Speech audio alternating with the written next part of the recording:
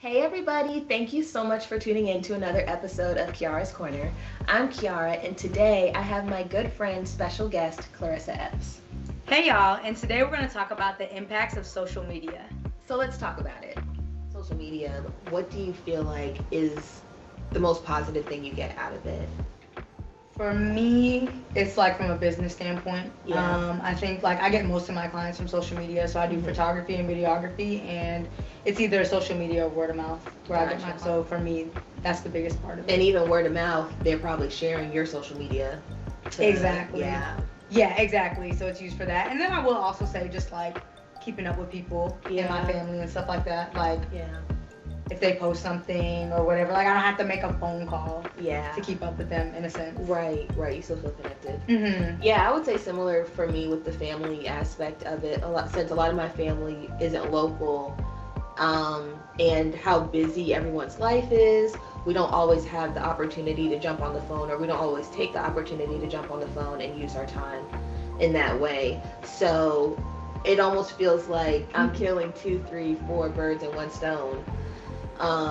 By posting on social media, because now everybody can see what's going on with our family. So when we do have the opportunity to talk, we're not backtracking 6 months. We can stay current and, Exactly. And it also like that sense of community is like one of the really good things about social media too, because like even people you meet along the way that like probably would have just like fell off, like you probably would have never talked to them again. Exactly. Like social media allows you to keep up with them, so that's like really nice. And it's really cool, especially, I mean, you've met people from out of state when you've been on trips and everything.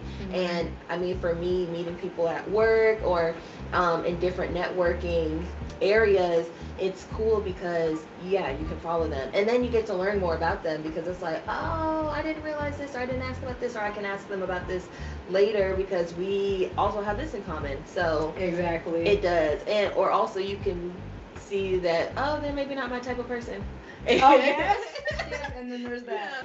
Another thing that's really good, like sometimes it's not even like the community of people that you know. Sometimes you're looking for community like of people that you don't know, that like they may be going through something that you're going through.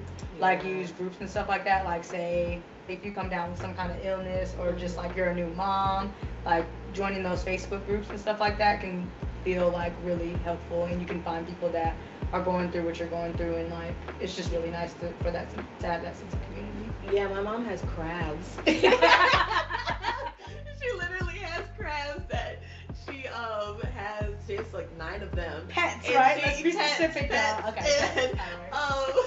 And, and she is a part of a group, and she's learned so much. Have you ever done a detox? I know that you don't like to bring your phone to bed sometimes, and you try not to, like, you try to limit your screen time, but have you done a social media? I don't think I've ever done a social media detox, and I will say like I feel like people.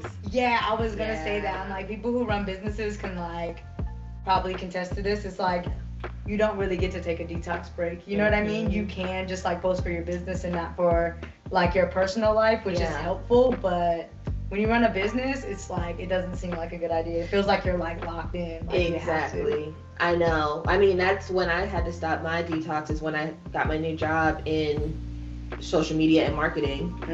That was like, I was on a 2-year hiatus from social media, and then here's this job that a big portion of it is social media. But how did that break feel? How did that do for you? It freed up so much time, and it connected me to so many people, and it also disconnected me from people as well. Nobody knew my business.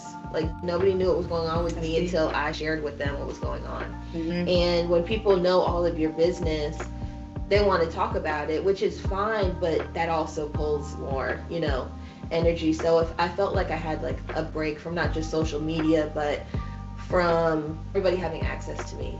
So yeah, it was cool because I set a new boundary and limited access to me, my family, and all the things that were going on.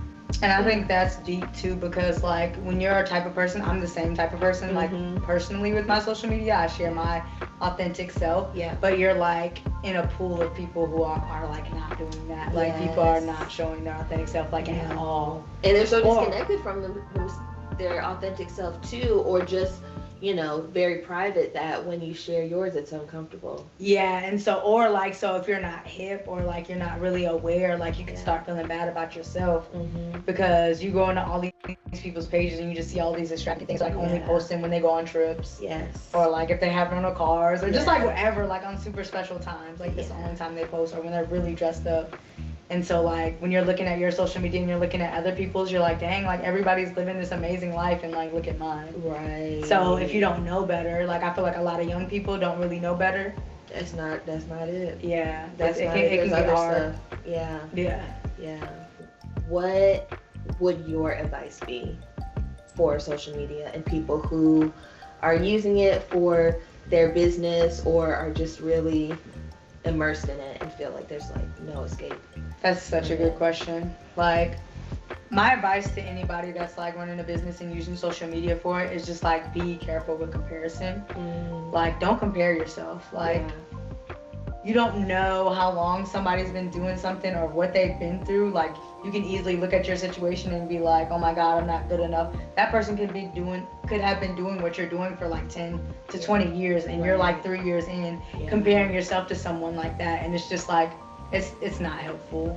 So I would just say be careful with the comparisons, like, and talk to people. Like, the people that you're looking at, like, sometimes I feel like when you first start, you can compare yourself and like get envious, and you're like looking at their stuff, but like you don't want to like or comment or like even reach out to them. And it's just like, find people that do what you do on social media and talk to them. Like, if you see somebody that's doing way better than you, offer to help them and see if there's like something that you can do, or like find a mentor or something like that. I would just say, like, just be careful with comparison and connect with people.